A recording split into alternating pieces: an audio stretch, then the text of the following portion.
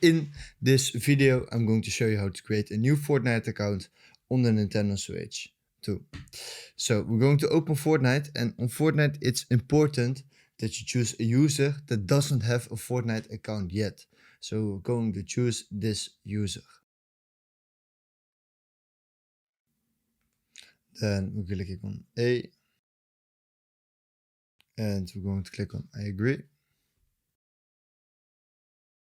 Then we're going to click been here before. We're going to click on skip this. Then we're going to click on no thanks, play Fortnite.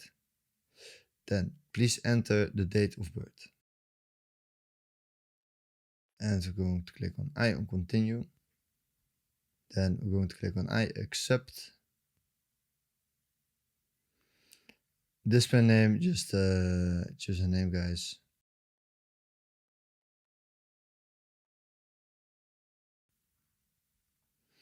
Then what we're going to do, click on skip. We're going to say turn on voice chat, and we're going to skip this. Click on the B. Then we're going to click on claim. And guys, that's how you create a new Fortnite account on the Nintendo Switch 2.